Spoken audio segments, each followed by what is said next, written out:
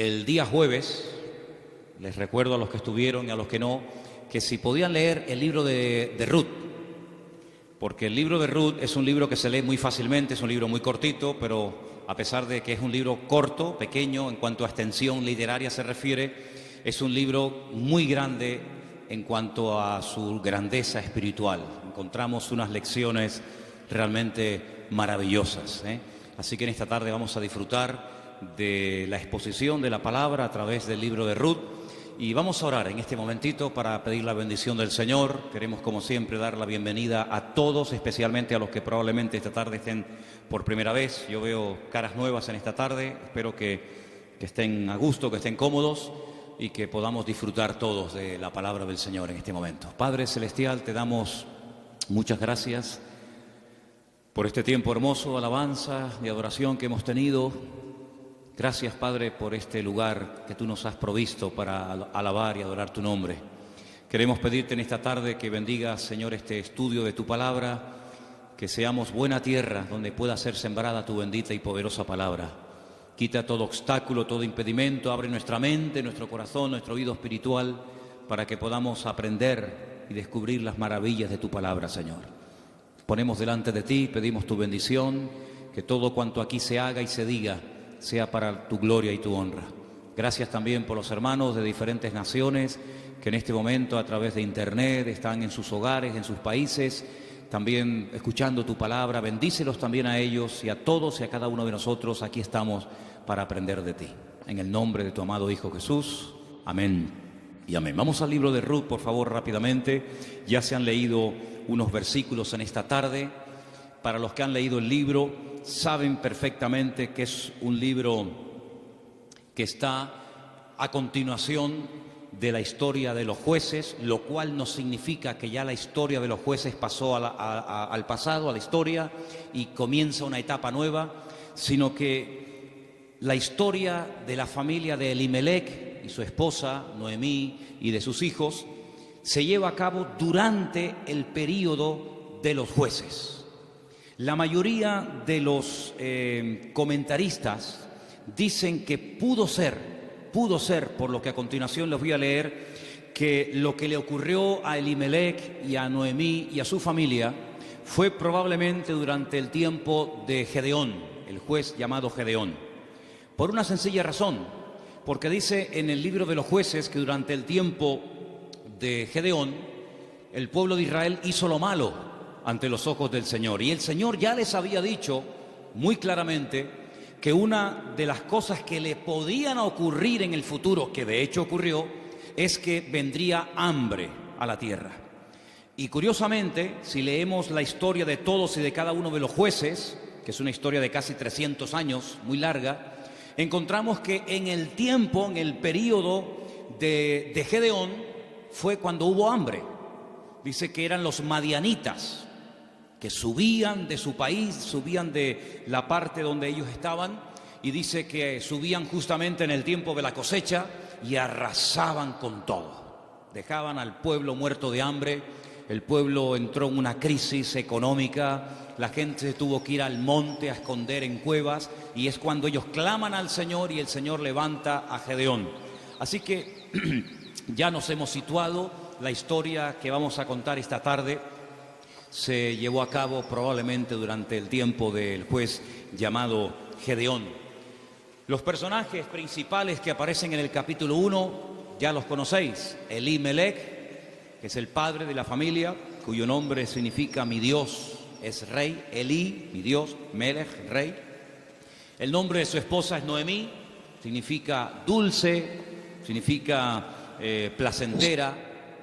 Tenía 2 hijos.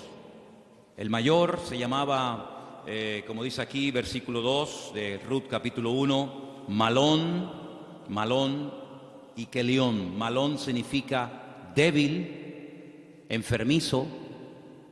Probablemente era un joven, un niño que desde pequeñito fue muy enfermito, y los padres lo vieron así muy flaquito, muy raquítico, y le pusieron este nombre que espero que no se le ocurra ponerle a ninguno de ustedes a sus hijos. ¿Cómo se llama el niño? Enfermito, debilucho. Y el otro no se queda atrás. El otro, Kelión, significa abatido o consumido. Dicho en términos modernos, el hecho polvo de la familia. ¿Qué familia? Bueno, ellos viven en una pequeña población llamada Bet-Lehem, cuyo nombre significa la casa del pan, en la provincia de Judea, el mismo pueblo donde tiempo más tarde nacería el rey David y donde mucho tiempo después nacería nada más y nada menos que el Mesías, el Señor Jesucristo. Ellos ven que el país está pasando por un momento terrible, diríamos hoy en día de paro, de crisis, de pobreza, de miseria, y deciden irse a vivir al extranjero, concretamente a Moab. ¿Qué país sería hoy en día Moab? Bueno, sería el territorio que ocupa Jordania, ¿vale? Hay muchos lugares desde Israel, estando uno viajando por la carretera de Israel, que lo que separa a Jordania de Israel es simplemente la frontera natural del río Jordán y la frontera natural del Mar Muerto. Si tú estás en Israel y ves perfectamente Jordania enfrente de ti. Bueno, pues a ese país llamado Moab, en aquel momento, es donde Elimelech dice, bueno, vámonos de aquí porque aquí nos vamos a morir de hambre, no hay trabajo, no, hay hambre, hay escasez, y se van a vivir a Moab. Los moabitas, como ustedes saben, es para situarnos un poquito, los moabitas eran descendientes de una de las hijas de Lot. Ustedes se acuerdan que cuando Sodoma y Gomorra fue destruida, las hijas de Lot pensaban que el único hombre que quedó vivo de toda la tierra era su padre. Y entonces ellas deciden emborrachar a su padre, mantienen relaciones con él y de esa manera pues la raza humana no se extinguiría. Y entonces una queda embarazada, la mayor, su hijo lo llama Moab, de ahí vienen todos los moabitas, todos los que son hoy en día de Jordania, y también los amonitas, la otra hija. Eran idólatras, el dios principal que se adoraba en Moab era Quemos, una idolatría terrible, y a ese lugar, simplemente porque hay trabajo y simplemente porque hay comida, sin importarle el ambiente espiritual donde va a meter a su familia, allí se va Elimelech, el aventurero, y claro, con el paso del tiempo, lo que pareció o empezó muy bonito, termina en una auténtica tragedia. La Biblia nos enseña que el padre muere, Elimelech muere, no sabemos de qué, Noemí quedó viuda, pero tenía 2 hijos, y los hijos eran los responsables de cuidar de sus padres cuando estos eran mayores o quedaban viudos. Pero con tan mala suerte, dirían algunos, que sus 2 hijos, da a entender el texto que murieron los 2 en el mismo tiempo, el mayor y el menor.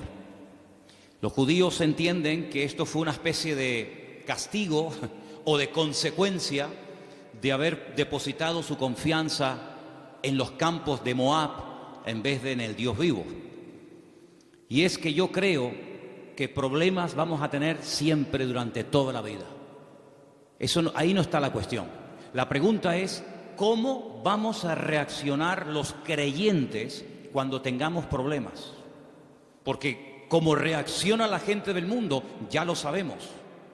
Pero ¿cómo debe de reaccionar un hijo, una hija de Dios, una familia cristiana, creyente en el Señor, cuando vienen tiempos difíciles? De paro, de enfermedad, de muerte, de separaciones de los padres o problemas económicos. ¿Cómo vamos a reaccionar ante la adversidad? Bueno, no se le ocurrió otra cosa a Elimelech que decir, vámonos de aquí y nos vamos a Moab y empezamos de cero. Bueno, esos eran sus planes, pero dice la Biblia que a veces nuestros pensamientos no son los pensamientos de Dios. Y allí, de la noche a la mañana, hermanos, aquello que empezó tan bonito terminó siendo una auténtica tragedia. 3 viudas, Orfa, la que se casó con uno de los hijos de Elimelech y Noemí, Ruth, la otra que se casó con otro hijo, y también Noemí. 3 mujeres solas ante el peligro.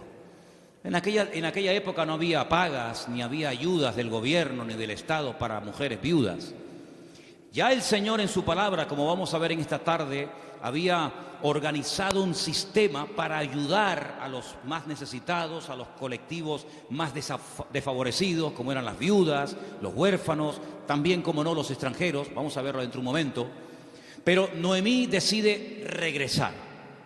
Ahora, si ustedes han leído detenidamente el libro, se van a dar cuenta que lo más probable es que las propiedades, sobre todo las tierras que eran en su día de Elimelec, él las tuvo que vender o hipotecar para poder marcharse con su familia al extranjero. Eso es algo que ha hecho muchísima gente que han venido de otras naciones. Tal vez en esta tarde hay alguien aquí entre nosotros que dice, pues eso es lo que yo he tenido que hacer. He tenido que hipotecar mi casa o pedir un préstamo a un banco o vender un terreno que yo tenía en Bolivia, en Argentina, en Ecuador, en Brasil o donde fuera para poder venir a España, a Europa y empezar una vida nueva. Evidentemente eso lo tuvieron que hacer ellas, porque después vamos a ver que efectivamente eso fue lo que pasó. Así que ya no tienen propiedades, ya no tiene marido, ya no tiene hijos y ahora no solamente está viuda, sino que ahora ya tiene unos cuantos años encima y el presente y el futuro es realmente terrible, terrible. Las dos nueras le dicen, no te preocupes, nosotras vamos a ir contigo, te vamos a apoyar, te vamos a sustentar, pero hay un momento en el que Noemí se vuelve y les dice las siguientes palabras. Estamos en Ruth capítulo 1. Noemí le dice en el versículo 8 a sus dos nueras, andad, volveos cada uno a la casa de su madre, que el Señor haga con vosotros misericordia, como la habéis hecho con los muertos, sí, con vuestros maridos y conmigo. Que el Señor os conceda hallar descanso, cada uno en la casa de su marido. Luego las besó y ellas alzaron la voz y lloraron. Realmente la tristeza, el desánimo, la depresión, la angustia, el miedo se había apoderado de estas tres pobres mujeres. Y ellas le dijeron, versículo 10, ciertamente nosotras, fijaros tan plural, nosotras iremos contigo a tu pueblo. Verso 11, Noemí les respondió y les dijo, volveos, hijas mías, ¿para qué habéis de ir conmigo? ¿Tengo yo más hijos en el vientre que puedan ser vuestros maridos? Volveos, hijas mías, e idos, porque yo ya soy vieja para tener marido. Y aunque dijese, esperanza tengo, y esta noche estuviese con marido, y aún diese a luz hijos, ¿habíais vosotras de esperarlos hasta que fuesen grandes? ¿Habéis de quedaros sin casar por amor a ellos? No, hijas mías, que mayor amargura tengo yo que vosotras, pues la mano del Señor ha salido para mí. Ellas alzaron su voz otra vez, lloraron, y Orfa besó a su suegra, mas Ruth se quedó con ellas. Ay, amigo, ya se produce una ruptura. Ya no son las tres las que están como una piña. Al fin y al cabo las tres tienen un denominador común. Son viudas, tan solas en la vida. Sino que ahora dice la Biblia que una de ellas, Orfa, cuyo nombre significa terca o testaruda, toma una decisión. Y entonces la decisión que toma es volver a la casa de su familia. Noemí le dijo, he aquí tu cuñada se ha vuelto a tu pueblo y a sus dioses, vuélvete tú tras ella. A mí me llama la atención que la Biblia destaca no solamente el hecho de que ella vuelve a su familia, lo cual en cierto sentido es lógico, ¿verdad? Y normal, sino que añade algo que es muy significativo. Dice, ella se ha vuelto a su casa, a la familia de sus padres y a sus dioses. Yo dije al principio en la introducción que en Moab no se adoraba al Dios de Abraham, de Isaac y de Jacob. No era el Dios vivo al que se adoraba. Eran idólatras. Adoraban como Dios principal a Quemos, seguramente a otros más, a Baal, a Astarot, y sabe Dios a quién más. Por lo tanto, cuando ella se va a la casa de su familia, vuelve otra vez a practicar y adorar los dioses que probablemente, no tenemos 100% de seguridad para asegurar esto, ella había dejado de adorar durante el tiempo que estuvo casada con uno de los hijos de Noemí. Ella vuelve otra vez atrás y vuelve otra vez, permítame la expresión, es una expresión bíblica, vuelve otra vez al vómito. Y a mí me hace recordar la historia de Orfa. No voy a hablar mucho de ella, pero sí quisiera destacar que, ¿saben a quién me recuerda Orfa? Cuando estaba preparando todo esto para el día de hoy compartir con ustedes, me venía a la cabeza el joven rico. ¿Os acordáis de la historia del joven rico? Un chico aparentemente que quería saber la verdad, que quería crecer, que quería respuestas a sus preguntas y a sus dudas. Y cuando el mismísimo Señor Jesucristo le dice, tú has hecho esto y esto y esto y esto, y está muy bien, pero yo observo, yo noto que a ti te hace falta una cosa en la vida. Y te voy a decir qué es lo que a ti te hace falta. Y se lo dice, y dice que se puso muy triste y dio media vuelta y se marchó, y ahí acaba la historia del joven rico. A pesar de que el Señor le dijo algo tremendo, ven conmigo, pero él no estuvo dispuesto a pagar el precio. Viendo Noemí que una de sus nueras se ha vuelto atrás a sus dioses, a su antigua vida, le dice a la otra que le queda, a Ruth, versículo 15, he aquí tu cuñada se ha vuelto a su pueblo y a sus dioses, vuelve tú tras ella. Y ahora viene una de las declaraciones más hermosas de toda la Biblia. Versículos que mucha gente sabe de memoria, porque son una declaración muy profunda de lo convencida que estaba, de lo dispuesta que estaba Ruth de no dar marcha atrás. Los leo, versículos 16 y 17. Ruth le dice, no me ruegues que te deje y me aparte de ti, porque a donde quiera que tú fueres, iré yo. Donde quiera que vivieres, viviré. Tu pueblo será mi pueblo, y tu Dios será mi Dios. Donde tú murieres, moriré yo, y allí seré sepultada. Así me haga el Señor y aún me añada, que solo la muerte hará separación entre nosotras dos. ¿Cuántos dicen amén? Y allí se van estas dos mujeres. Claro, lógicamente Noemí es mucho más mayor que Ruth, pero allí emprende una aventura rumbo a lo desconocido. Se va Ruth a un país que no conoce, solamente de oídas, donde las costumbres, la religión, por decirlo de alguna manera, las leyes son completamente diferentes a la cultura, al país en el cual ella ha vivido durante toda su vida. Pero allí se va dispuesta a adorar al Dios de Noemí.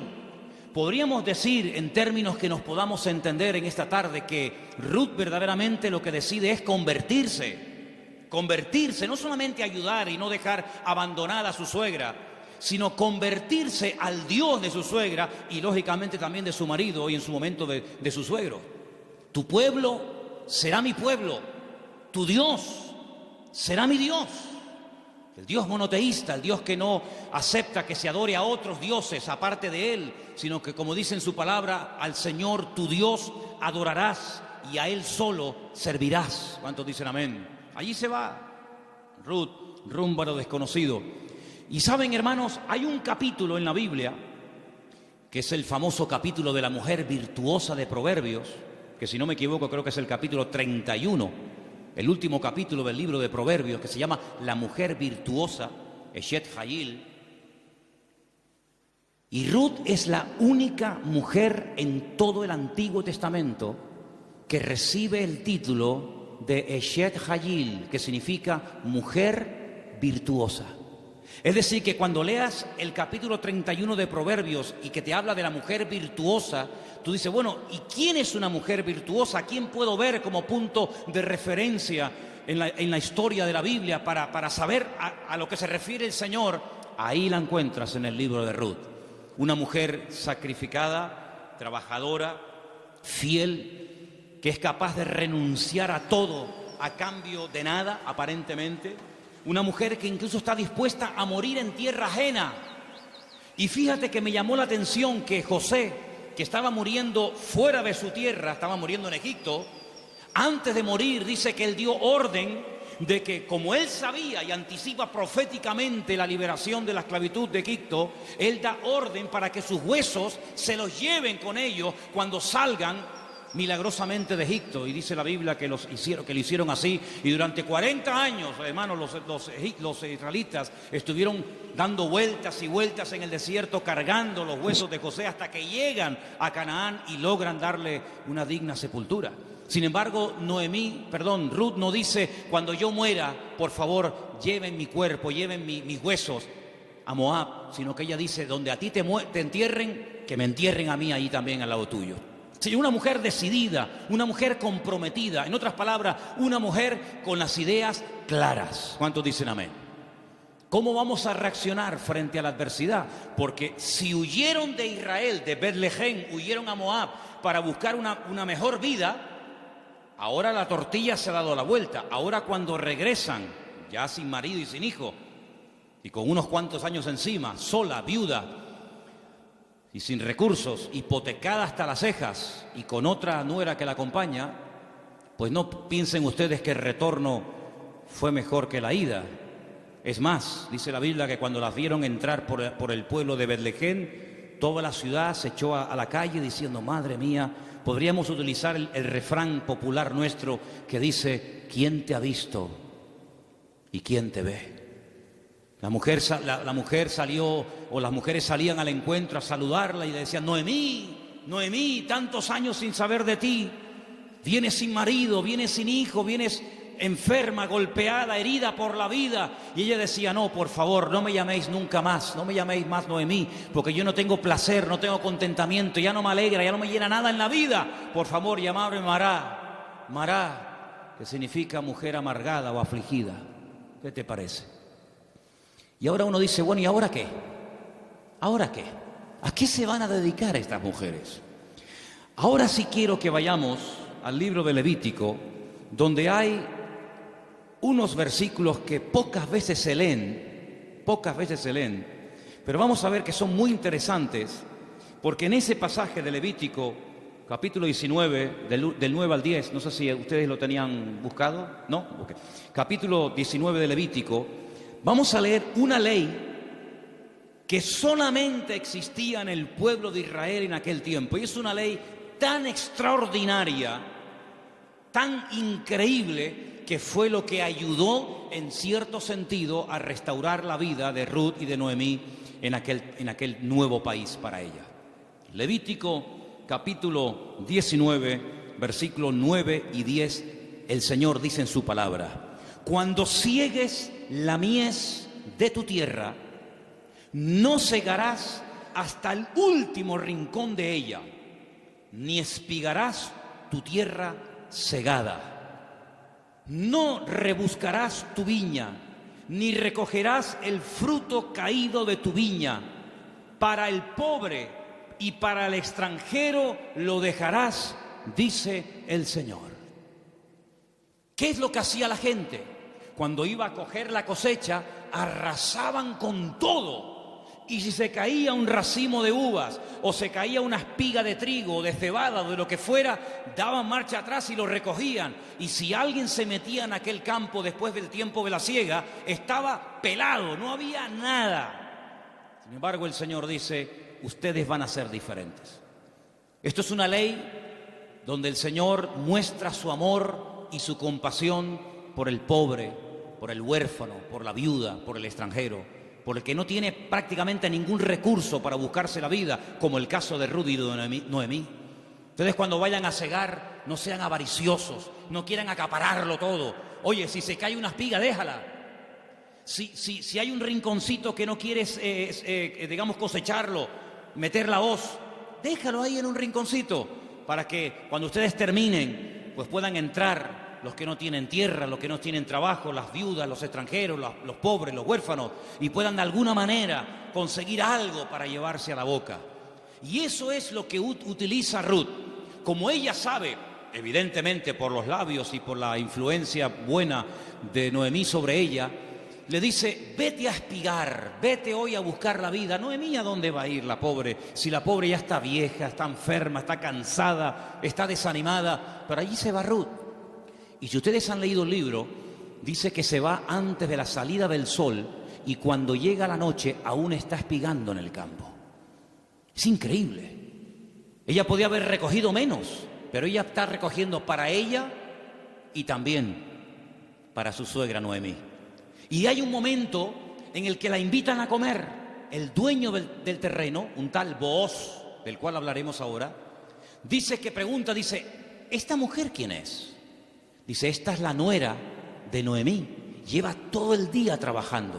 Dice: denle de beber agua. Y cuando llega la hora del almuerzo, cuando llega la hora de la comida, la Biblia dice que la invitan a comer.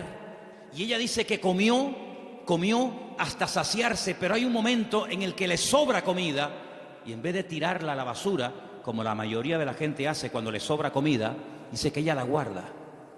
Y cuando llega a la noche a la casa de Noemí, dice que le enseña un efa. Un efa son 35 kilos.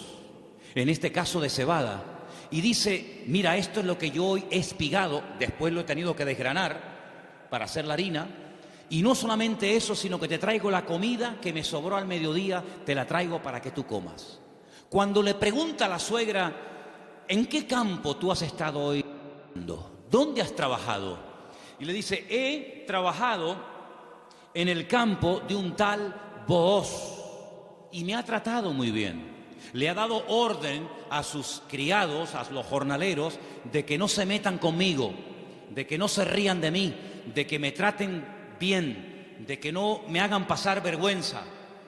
Y le dice Noemí, pues si en ese lugar te ha ido bien, sigue ahí. Eso me llamó mucho la atención. Dice, no cambies de campo.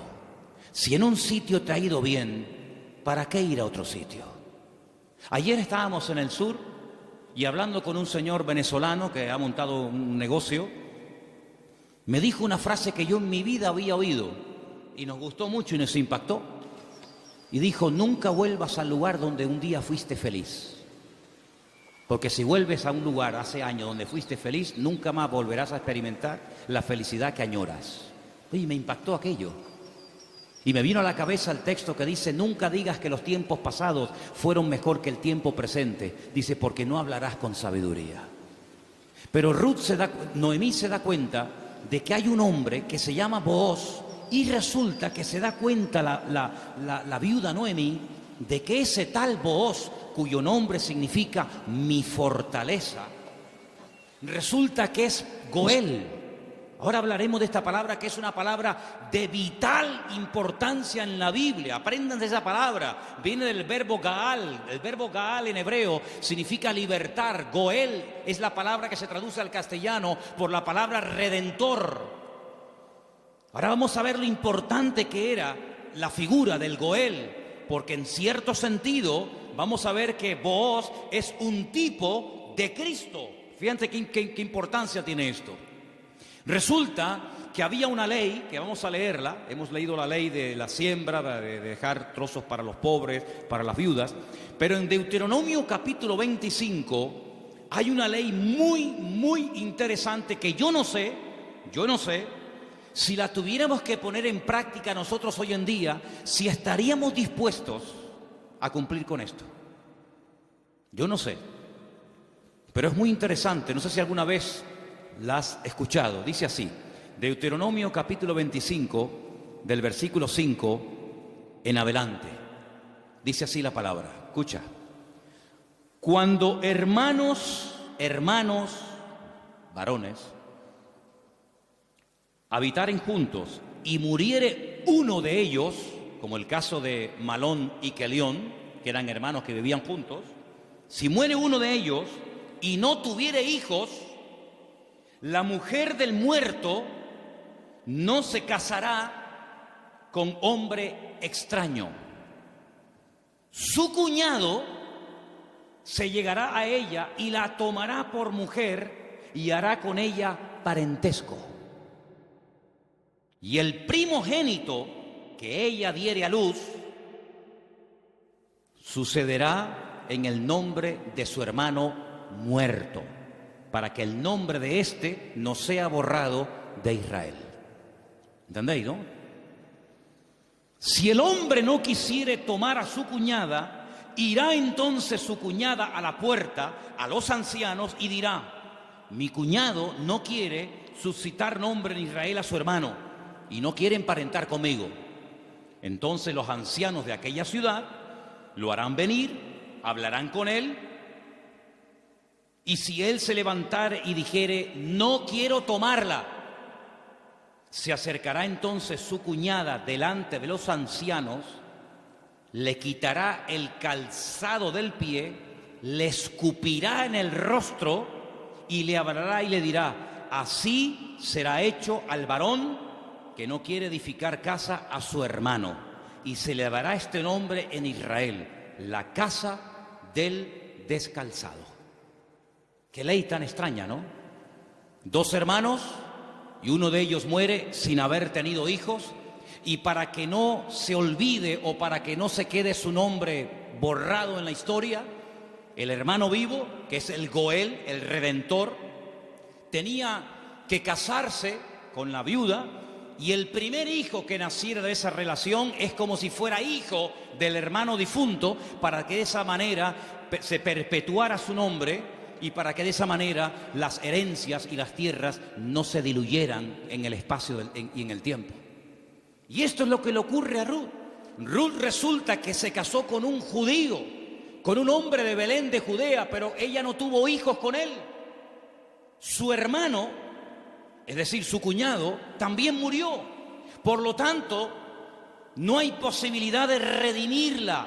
Pero cuando llegan a Israel, la familia de Elimelech, la familia de su marido, pues siguen viviendo allí.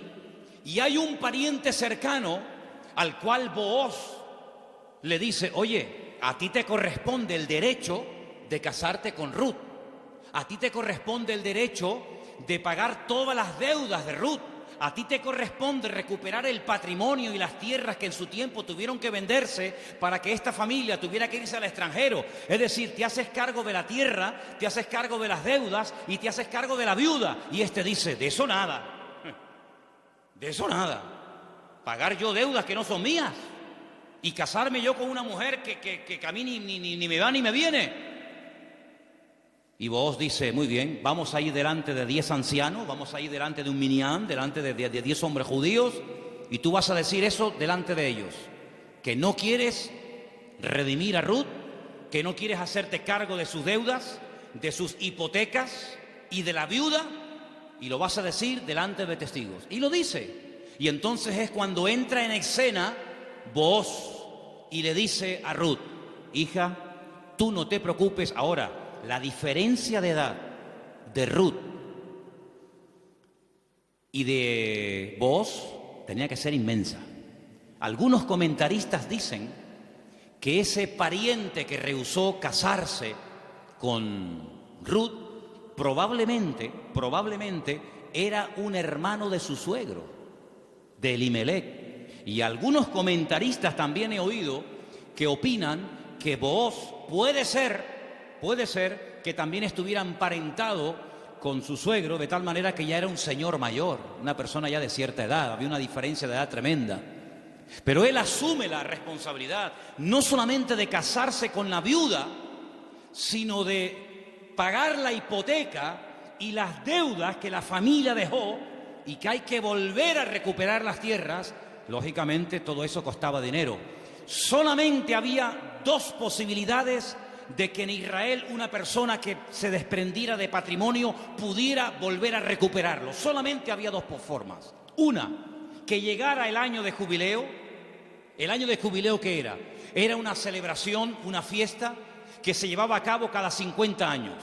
A los 50 años las deudas quedaban anuladas. De ahí viene una parte del famoso Padre Nuestro. Padre Nuestro, perdona nuestras deudas como nosotros también perdonamos a nuestros deudores. Está inspirado un poco en el año de jubileo. Los que eran esclavos se les daba la libertad. Si alguno no quisiera, había todo un proceso para poder volver a retenerlo. Y si alguien había tenido que vender por cuestiones económicas, por necesidad, una propiedad, un terreno, cuando llegaba el año de jubileo, repito, cada 50 años, bueno, todo volvía otra vez a sus dueños originales. ¿Para qué esta ley? Para recordarle al pueblo de Israel que la usura, el querer cada vez tener más y más y más y más y más, a cambio de las desgracias ajenas, eso no se podía dar en el pueblo de Israel. Cada 50 años se empezaba de cero. Nadie le debe nada a nadie. Los ricos no iban a ser cada vez más ricos y los pobres cada vez iban a ser más pobres. De esa manera era una ley justa, una ley donde se le daba oportunidad al que se había endeudado y jamás iba a poder pagar las deudas. Fíjate qué terrible la ley de los desahucios en España. 600.000 familias, 600.000 familias, multiplica por 3 o 4 miembros cada familia, estamos hablando ya millones de personas, tuvieron que dejar la casa que no podían pagar. Los padres en algunos trancarle la nómina y un alto porcentaje se lo quitó. Es decir, un sistema faraónico donde te ofrecían todo los bancos a cambio de nada, y te llamaban y te ofrecían todo llamándote a tu casa, y una vez que te tienen en su territorio, te aprieta el nudo, amigo, y de aquí no sales nunca. El sistema del faraón en los tiempos modernos. En vez de faraón, llámalo como quieras.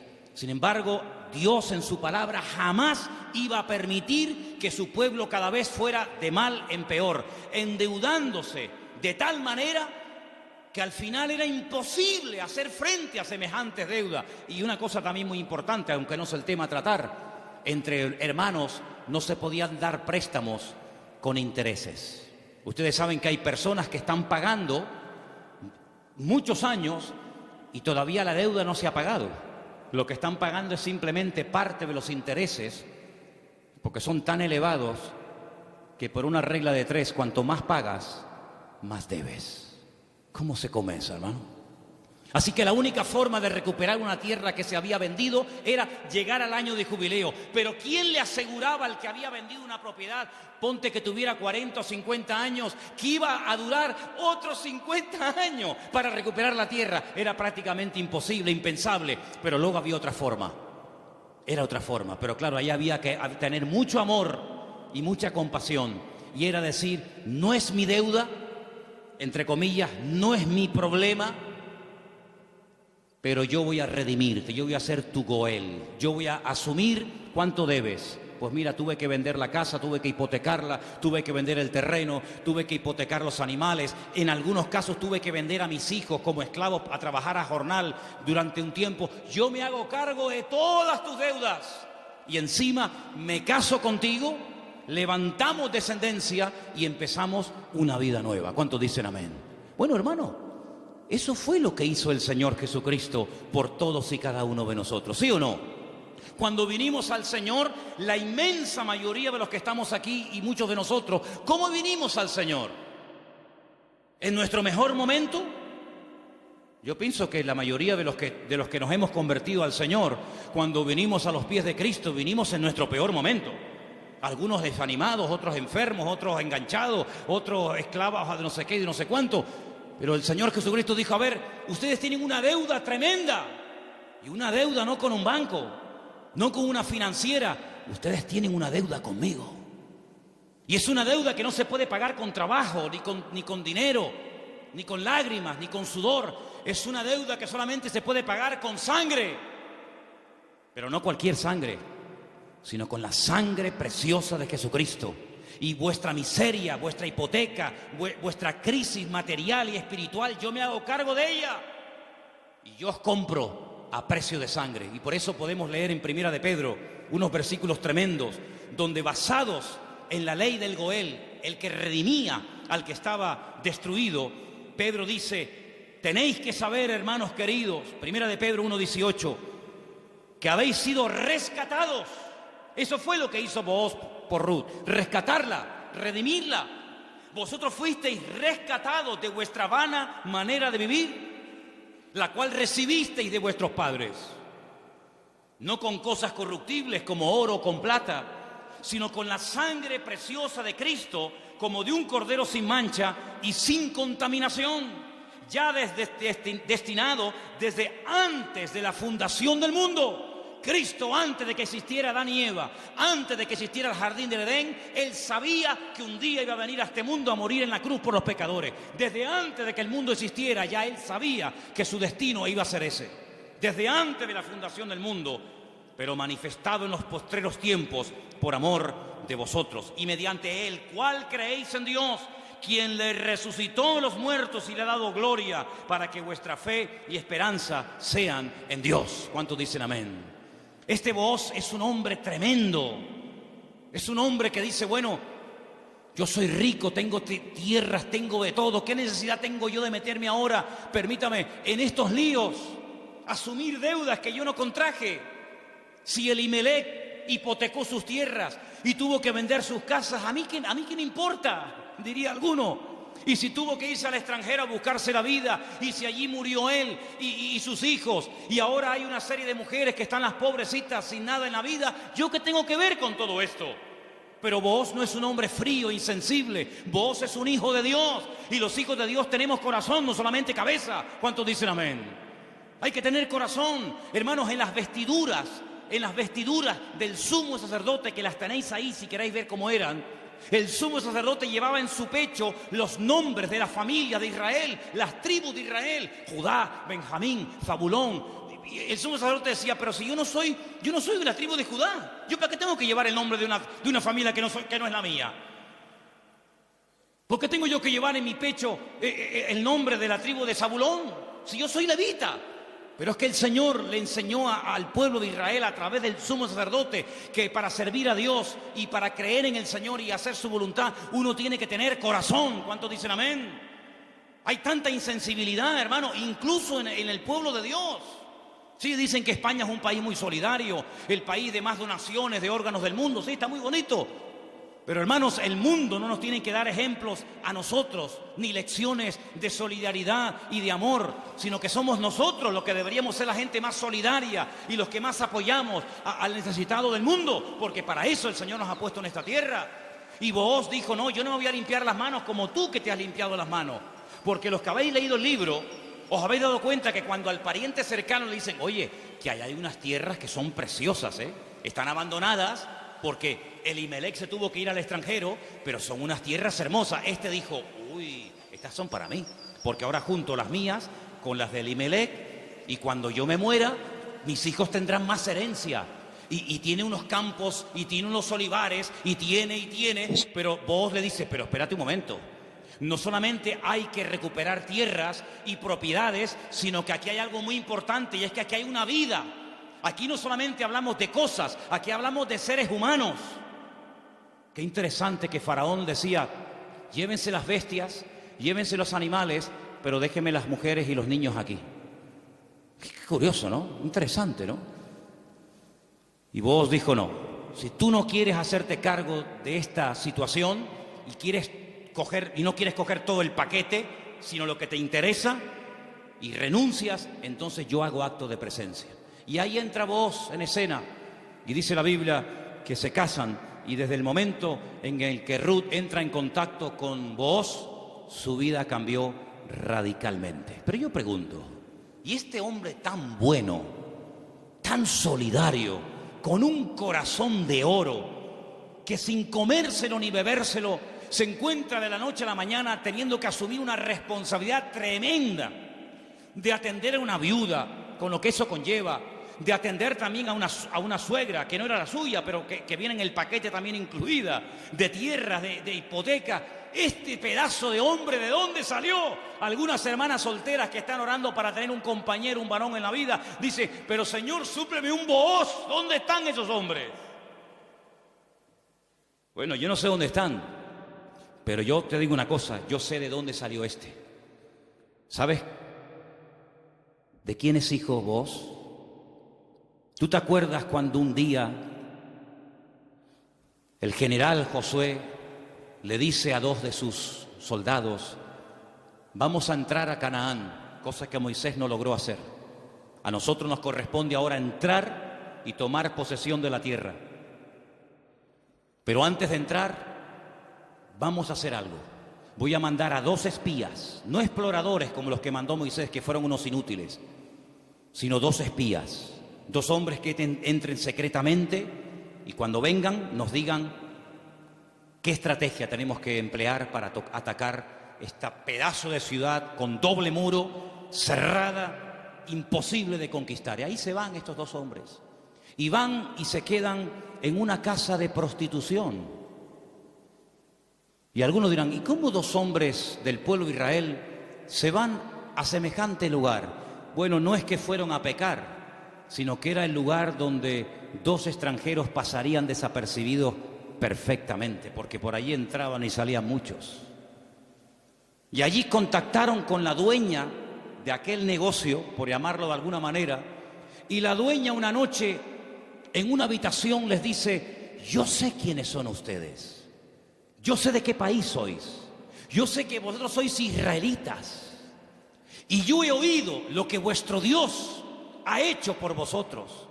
Yo he oído que ustedes salieron de un país llamado Egipto y cuando llegaron a la frontera natural del Mar Rojo, que no podían avanzar y el faraón venía detrás, ustedes clamaron al Señor y el Señor les abrió el Mar Rojo y ustedes pasaron por en medio de él. Y cuando el faraón intentó meterse, el Señor cerró las aguas y murieron los ejércitos del faraón.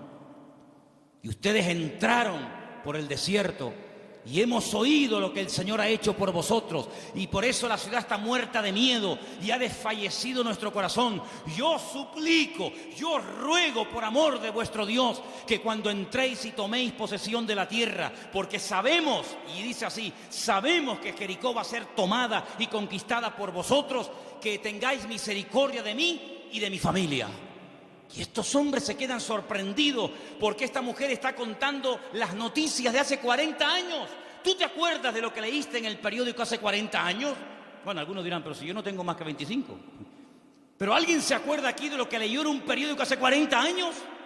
Ella lo tenía fresco en su mente. Vienen a por nosotros, nuestros días están contados. Esta tierra no nos pertenece. Vienen los hijos de Dios, viene el Dios de Abraham, de Isaac y de Jacob. Tengo que tomar medidas preventivas, tengo que salvar mi vida y la de mi familia.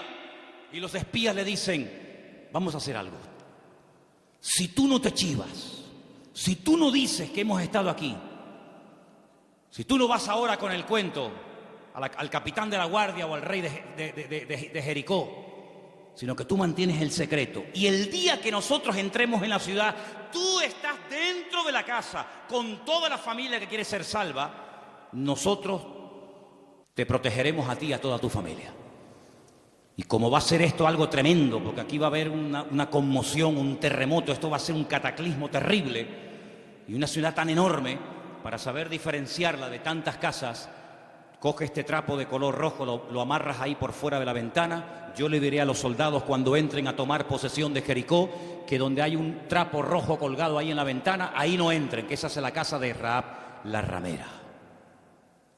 Y dice la Biblia que ella vivía entre un trozo del muro y el otro, entre muro y muro. Toda la ciudad cayó, no cayeron los muros de Jericó, hermano, ¿sí o no? Cayeron los muros de Jericó, pero la casa de Rahab no cayó, pero no estaba en el muro. Pero el que confía en el Señor verá cómo caen a su lado 1000 y 10.000 a su día. Mas a ti no llegará, dice la Biblia. Toda la ciudad cayó, hermano, como añicos. Pero la casa de Rahab se quedó ahí. Y ella se va a vivir con su familia al pueblo de Israel. Y se casa, dice la tradición, con uno de aquellos espías que se llamaba Salmón. No es que se casó con un pescado. Se casó con un señor que se llamaba Salmón. Y queda embarazada. Y cuando da luz, nace nada más y nada menos que un hijo que le pusieron Booz. Ay, amigo, así que Booz era el hijo de Rahab, la de Jericó. Sí, amigo. ¿Qué te parece? ¿Cómo una persona puede cambiar la vida cuando pone su mirada y su confianza en las manos del Señor?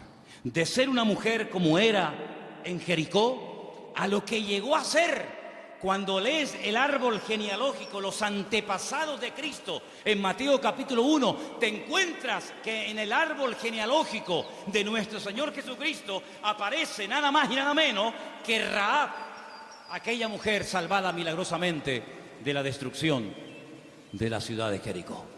Es que en el libro de Ruth hay algo que predomina, hay un hilo conductor que lo encuentras por todas partes, y es que nuestro Dios es un Dios que es un especialista en restaurar vidas destrozadas. ¿Cuántos dicen amén?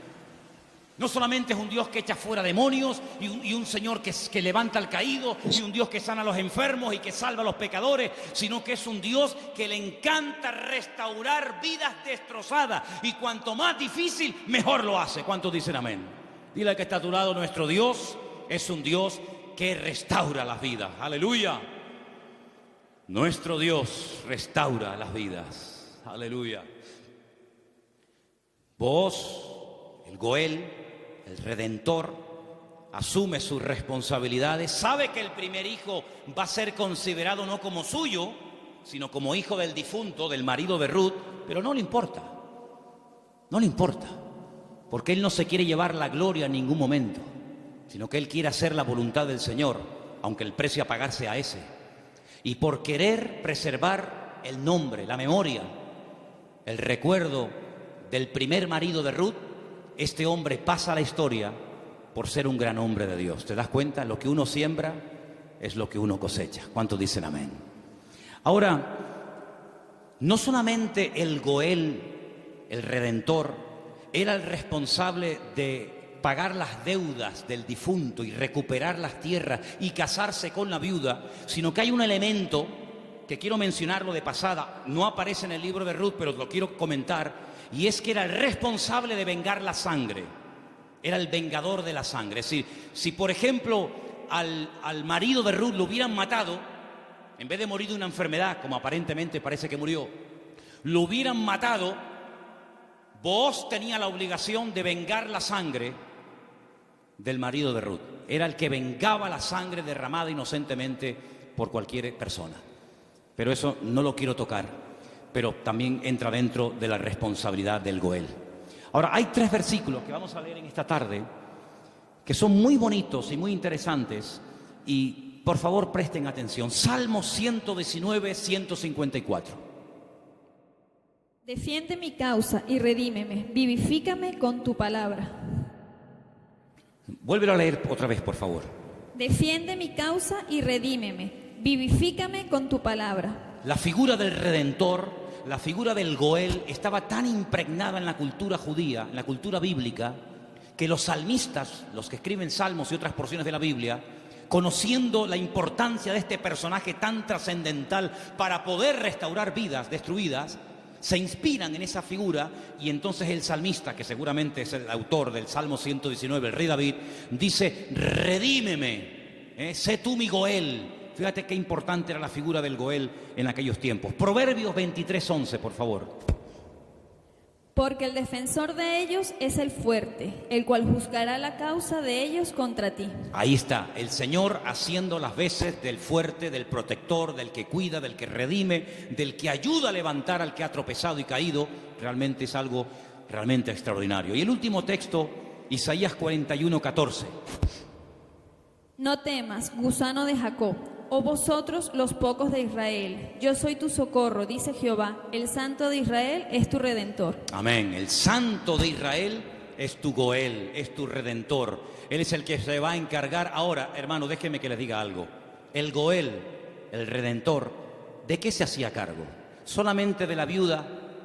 ¿Solamente de las deudas? Se hacía cargo de todo. El primero renunció porque quería parte de la tierra, pero no quería asumir la responsabilidad de casarse con la viuda.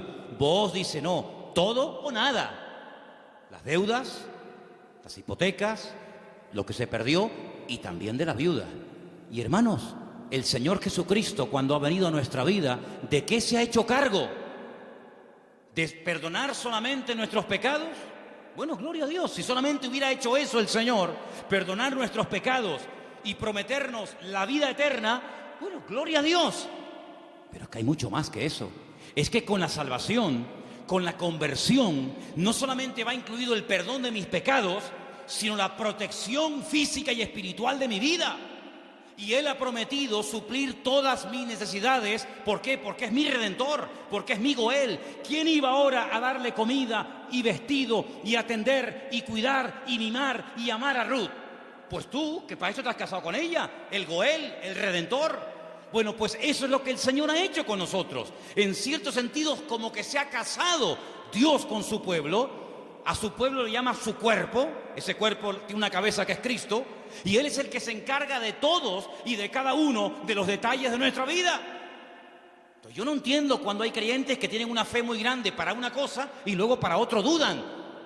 Pero que el Señor se ha hecho cargo y ha comprado todo.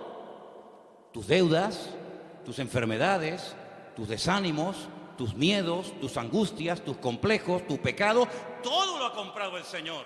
Y Él va a hacer una obra total y completa en la vida de todos y de cada uno de nosotros. ¿Cuántos dicen amén? Hermanos, en el capítulo 3 del libro de Ruth, en el versículo 1, me llamó la atención leyendo. Yo estuve leyendo en hebreo todo el libro y hay palabras que aparecen que son muy, muy interesantes. Pero hay una que particularmente me llamó la atención. En el versículo 1 dice: después le dijo su suegra Noemí: hija mía, ¿no te he de buscar hogar para ti, para que te vaya bien? Es decir, Noemí dice: yo voy a hacer todo lo posible para que tú a mi lado tengas algún día tu propio hogar. Y busqué la palabra hogar en hebreo, y la palabra que aparece en el versículo 1, aquí traducida por hogar, es la palabra Manoah. Y cuando yo veo en el texto que pone Manoah, le digo a Elena: Elena, ¿no hay un personaje en la Biblia que se llama Manoah? Y me dice: sí. ¿Quién era Manoah? Sí, señor. Muy bien, hermano. Era el padre de Sansón, Manoah. Y digo, voy a buscar lo que significa Manoah. Y resulta de que me encuentro que la palabra hogar, Manoah, se puede traducir por descanso, tranquilidad, reposo, quietud y otros tantos sinónimos. Y me pongo a buscar versículos en la Biblia, solamente vamos a leer 2.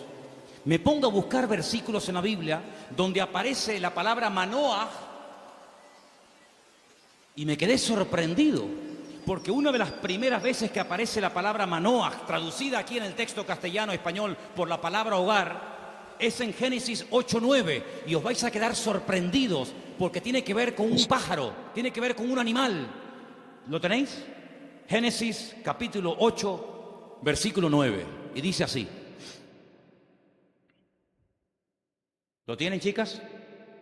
¿Sí? Vamos.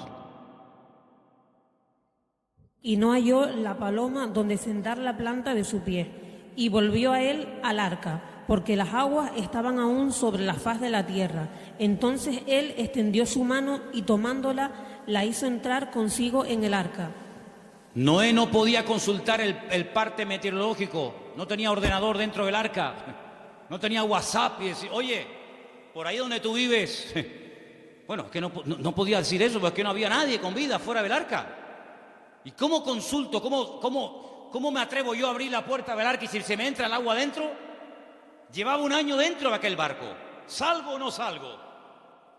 Es que antes de salir hay que tomar medidas preventivas. No te tires a la piscina si no hay agua. No, hermano, eso es fe. No, eso es locura. Eso no es fe. Usted va a la piscina y está vacía. Pero usted, hermano, el justo por la fe vivirá. Y yo le diría: descanse en paz, hermano. ¡Pum! Ahí se quedó el hermano. Uy, le falló la fe. No, le falló la cabeza. Eso no es fe. Eso es un disparate. La fe no es locura. La fe es certeza, es convicción. No es disparate, ni locura, ni emoción, ni sentimiento. Es seguridad de que lo que voy a hacer, mi Dios me ha dicho que lo haga. Ahora, una cosa es que el Señor me diga: tírate a la piscina, pero no hay agua. Si tú me lo dices, yo me tiro. Pero si tú no me lo dices, yo no me tiro ni loco. ¿Cuántos dicen amén? Muy bien. Noé dice: la única forma de comprobar es mandando una paloma. Y dice que abrió la ventana, la única ventana que había en el arca, suelta la paloma, y dice que la paloma no halló lugar donde reposar. Claro, estaba todo anegado en agua. Todavía no había bajado el nivel de las aguas, y ahí aparece la palabra Manoah. No había reposo, no había un lugar donde poder decir: bueno, aquí me quedo, y aquí crío mis polluelos, y aquí me hago mi palomar, y no sé qué, no sé cuánto. No había. ¿Por qué? Porque las circunstancias todavía no estaban preparadas para salir del arca. Y otro versículo muy conocido, que ustedes se lo saben de memoria, donde aparece la palabra Manoah, es en el Salmo 23, versículo 2. Veamos, si queréis, el 1 y el 2. Salmo 23, 1 y 2, que se lo saben de memoria, ¿sí o no?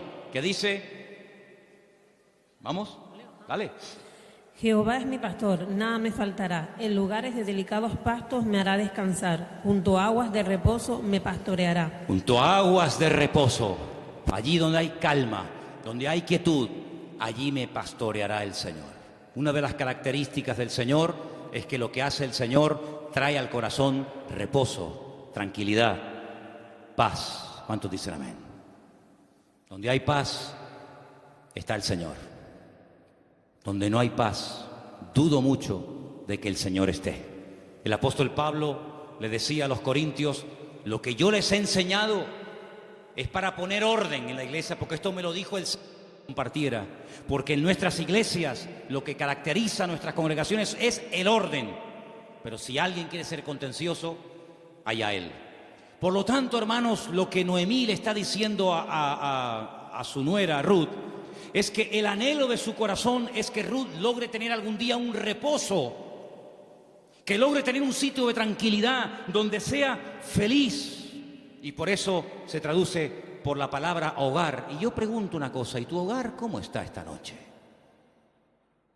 ¿Tu hogar es un lugar de reposo? ¿Tu hogar es un lugar de calma y de quietud y de paz? Porque si no lo es, la culpa no la tiene Pedro Sánchez, que dimitió ayer. ¿O también se la vamos a echar a él? La culpa no es de la izquierda ni de la derecha. Cuando no hay shalom bay, como dicen los judíos, cuando no hay paz en el hogar, ¿quién tiene la culpa? La cabeza. Así que la responsabilidad principal del hombre en el hogar es traer paz al hogar. Y si no la hay, ya sabes lo que tienes que hacer. Entra en tu aposento y tu Padre que te ve en lo secreto te recompensará en público. Si no tienes recompensa en público, es porque hace mucho tiempo que no estás en lo secreto, en lo escondido con Dios. ¿Cómo reaccionamos ante la adversidad? Es el título del mensaje de hoy. ¿Cómo reaccionamos cuando algo va mal? Siempre tenemos la tendencia de echarle la culpa a algo o a alguien. Si no es el pastor, es la mujer del pastor. Si no es la derecha, es la izquierda. Si no es el frío, es el calor. Si no es el que se fue, es el que se quedó. Siempre buscamos un chivo expiatorio al que echarle la culpa. Noemí, hay un momento cuando ella regresa del extranjero que le dice a la población de Betlehem: no me llaméis Noemí, porque la mano del Señor se ha vuelto contra mí. La mano del Señor no está contra ninguno de sus hijos. Simplemente que hay un trato, hay circunstancias, hay situaciones en la vida por las cuales tendremos que pasar, nos guste o no, pero no tenemos que tener ningún temor, porque lo que permita el Señor en nuestra vida, todo absolutamente está bajo la mano y el control de nuestro Dios. ¿Cuántos dicen amén? Y eso fue lo que consiguió Ruth: un hogar de paz, de quietud y de calma.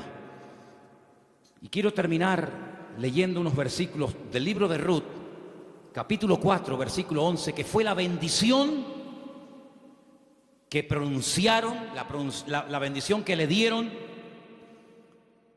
a los que se casaban ese día, a Ruth y a Booz. Capítulo 4, versículo 11. Dijeron los que estaban allí congregados, los testigos, todos los que estaban en el pueblo, del pueblo a la puerta con los ancianos, dijeron: testigos somos.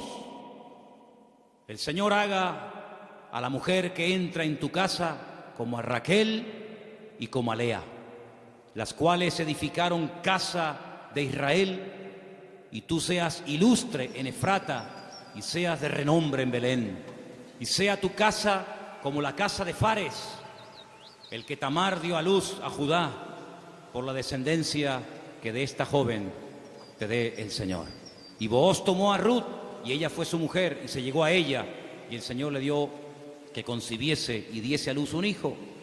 Y hermanos, los últimos versículos del libro de Ruth dicen así, el verso 21: Salmón, el papá de Booz, es decir, el suegro de Ruth, engendró a Booz. Booz engendró a Obed, que significa servidor, el que sirva al Señor. Qué bonito, ¿eh? Obed engendró a Isaí, e Isaí engendró a David. Luego, si no me equivoco, Ruth fue bisabuela, ¿sí?, del rey David. ¡Qué cambio, hermanos! ¡Qué cambio! ¿Cómo empieza el libro?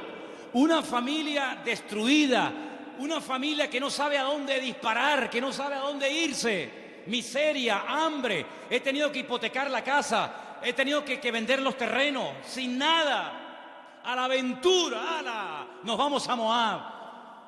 Y sin tener en cuenta que el Señor prohibía categóricamente la unión entre el pueblo de Israel y otras razas, resulta que sus hijos, hombre, claro, ¿con quién se casaron Kelión y Maleón? ¿Con quién se casaron los hijos de Noemí y los hijos de Elimelech? ¿Con quién? Pues con mujeres del país donde fueran a vivir. Sí, ese es el futuro que le vas a dar a tus hijos. Si con la cosa de darle un mejor futuro material, has traído la ruina espiritual a tu casa. Claro, ya sabemos que Dios toma lo destruido, lo roto, lo que no es, para hacer maravillas. Pero ¿para qué te vas tú a Moab? ¿Te vas a meter en la boca del lobo? No, es que ya hay trabajo. ¿Y tus hijos? ¿De quién se van a enamorar? ¿Con quién se van a casar? Con mujeres idólatras. La primera responsabilidad de un padre en una casa con sus hijos, más que darle estudios y una buena carrera, es darle un futuro espiritual a sus hijos. Y Moab, dicho sea de paso, no era el mejor lugar para llevar a una familia a vivir. Prueba de ello que mira cómo terminaron, muertos todos. Todos terminaron muertos, del padre hasta el hijo mayor y hasta el hijo menor. Gloria a Dios que por ahí aparece la misericordia del Señor y que a través de Booz la familia vuelve a remontar vuelo y vuelve a recuperar el ánimo y la esperanza. Pero hermanos, no es tiempo de experimentos. No es tiempo de será por aquí, será por allá, será esto. Vamos a descubrir los principios establecidos por el Señor en su palabra. La vida de un cristiano no es un laboratorio donde hacemos experimentos. Será esta, será aquella, será fulano, será mengano. Vamos a orar seriamente al Señor. Encomienda al Señor tu camino. Confía en Él y Él hará. Aleluya. Y no te impacientes por motivo del que prospera en su camino, porque pronto serán cortados y como la hierba verde se secarán, dice la palabra. En otras palabras, aprendamos a esperar en Dios. Mira, consiguió más, mucho más, en poco tiempo Ruth y Noemí en la tierra donde el Señor estaba, que todos los años que Elimelech se pegó en el extranjero, que no le sirvieron absolutamente para nada. La respuesta no estaba en Moab, la respuesta estaba en Belén, más cerca de ellos de lo que se imaginaban.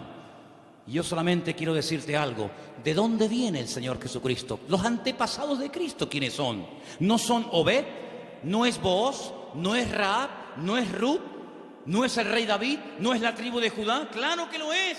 Luego, fíjate tú cuando una persona hace, como dice la Escritura, las cosas decentemente y con orden, las bendiciones que a corto y a largo plazo pueden llover y caerle a la vida de esa persona. Por lo tanto, hermano, no te precipites. Espera en el Señor, porque el libro de Ruth es muy pequeñito, 4 capítulos, pero es tan grande en lecciones. Y sobre todo, júntate con el que te puede edificar. Pégate como una lapa. Ustedes saben lo que es una lapa, ¿verdad?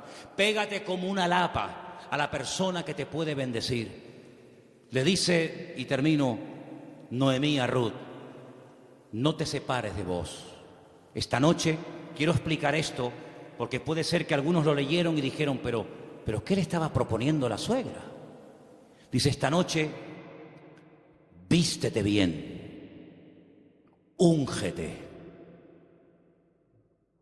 ponte tus mejores vestidos, lávate, averigua dónde está durmiendo Booz, en la era, tú vete a la era. Cuando él esté dormido, tú te pones a sus pies. Y uno está diciendo, pero bueno, ¿qué le está proponiendo Noemí? Era la forma de la época de recordarle al Goel, oye, hey, que estoy aquí, por si no te has dado cuenta. Dice que ella se acurruca a los pies de Booz y a medianoche, cuando seguramente Booz toca el cuerpo de Ruth, se asusta y dice, uy, ¿tú quién eres? No le pudo encender la luz, era todo oscuro y dice, yo soy Ruth la moabita. Te recuerdo que tú eres el Goel, extiéndeme tu manto. Y entonces ahí es donde él se da cuenta de que en la vida no solamente es tener tierras y criados, sino que hay una responsabilidad muy cerca de ti, la cual tienes que asumir. Y entonces, hermanos, cuando Noemí se entera de todo esto, le dice, tú confía porque este hombre no dejará pasar mucho tiempo hasta que arregle este asunto. ¿No lo habéis leído en el libro esta semana? Tú ahora confía, tú ya has hecho tu parte. Claro, tú no puedes ir sucia a la presencia de Booz. Cuando tú vas a presentarte ante la presencia del Señor, tienes que lavarte. Lo que hacía el sumo sacerdote, lavarse afuera en el lavacro, las manos, los pies, el cuerpo, para luego entrar a la presencia del Señor. Tú haces exactamente lo mismo que hacía el sacerdote, pero tú lávate. ¿Por qué? Porque si tú vas oliendo mal y quieres conquistar y quieres llamar la atención a Booz, sí, se la vas a llamar, pero se la vas a llamar mal. Vas a decir, oye Ruth, ¿no te podrías lavar un poquito, por favor? Vístete bien, arréglate. Haz tu parte y tú tranquila, tú ya has hecho lo tuyo.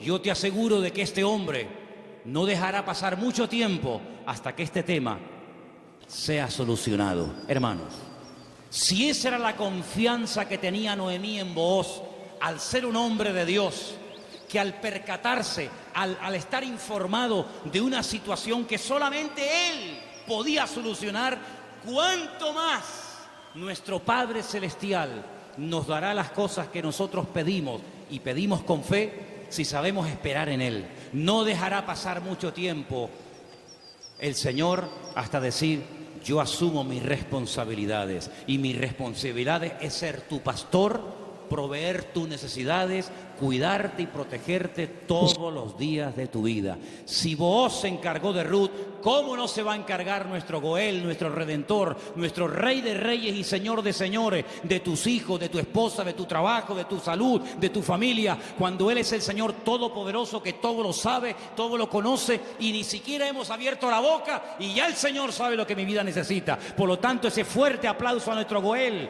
a nuestro Redentor, a Él la gloria. Él cuida de mi vida, aleluya. Fuerte ese aplauso al Señor. Él cuida de nuestra vida, hermanos. Amén, amén, amén. Amén, amén, amén, aleluya. Cierra tus ojos, hermano. La paloma volvió por la tarde, después de dar vueltas y vueltas y vueltas y no encontrar un lugar donde poder posarse y descansar. Noé entendió que aún no era el tiempo, pero ¿sabes qué? Ya nosotros no vamos a dar vueltas y vueltas y vueltas buscando, como dijo Pedro, ¿a dónde vamos a ir si solamente tú tienes palabras de vida?